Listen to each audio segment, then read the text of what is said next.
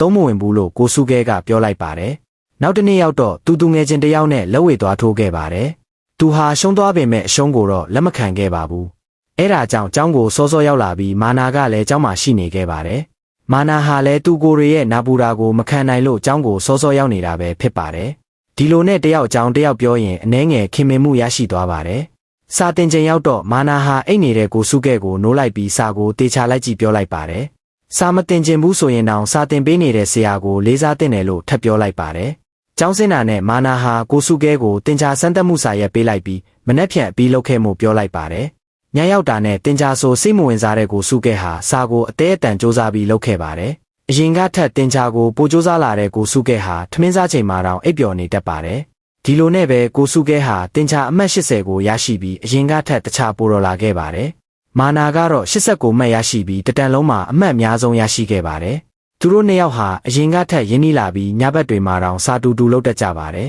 ။ဒါပေမဲ့အရှုံးကိုလက်မခံတဲ့ကိုစုကဲကတော့သူတင်ချာတော်လာတာဟာမာနာကြောင့်မဟုတ်ပဲသူကိုယ်တိုင်စူးစမ်းလို့ရလာတာလို့ပြောနေခဲ့ပါတယ်။မာနာဟာလည်းသူသာမတင်ပေးဘူးဆိုရင်တင်ချာညံနေအောင်မှာပဲလို့ပြောလိုက်တဲ့အခါသူတို့နှစ်ယောက်ဟာအလောင်းစားလုပ်ခဲ့ကြပါတယ်။ရှုံးတဲ့သူကနိုင်တဲ့သူရဲ့ခိုင်းတာလုပ်ပေးခြင်းပဲဖြစ်ပါတယ်။မာနာကတော့နေရှုံးရင်ကတုံးလုံးရမယ်ပြောလိုက်ပါတယ်။ကိုစုကဲကလည်းနေရှုံးရင်လည်းမြင်းမီဆက်မင်းပုံစံလုပ်ရမယ်လို့ပြန်ပြောခဲ့လိုက်ပါတယ်။အဲ့ဒီအချိန်ကစပြီးသူတို့နှစ်ယောက်စလုံးဟာအကျိတ်အနေစူးစမ်းနေပြီးပြိုင်ဆိုင်ခဲ့ကြပါတယ်။ဒီလိုနဲ့ပဲအမှတ်စရင်ထွက်လာခဲ့တဲ့အခါမှာတော့ကိုစုကဲဟာရင်ကုန်နေခဲ့ပါတယ်။မာနာကတော့ကိုစုကဲကိုကြည့်ပြီးလက်နှစ်ချောင်ထောင်ပြလိုက်ကသူကတော့အဆင့်တလို့ပြောလိုက်ပါတယ်။အရှုံးကိုလက်မခံတဲ့ကိုစုကဲကတော့ရှုံးနေခြင်းကသူကိုတမာစေတယ်လို့ပြောလိုက်ပါတယ်။နောက်တညရောက်တော့မာနာဟာစာလုံးနေခဲ့ပြီးကိုစုကဲဟာရုတ်တရက်မိုးရေတဲ့ကိုထွက်သွားခဲ့ပါတယ်။တကယ်တော့ကိုစုကဲဟာသူရှုံးသွားတဲ့အတွက်ဆံပင်ညက်ဆိုင်သွားပြီးကရုံးသွားတော့တာပဲဖြစ်ပါတယ်။စာတင်ခန်းရဲ့ရောက်တော့ကရုံးကေနဲ့ကိုစုကဲကိုမြင်သွားပြီးမာနာဟာအယမ်းရီမိသွားပါတယ်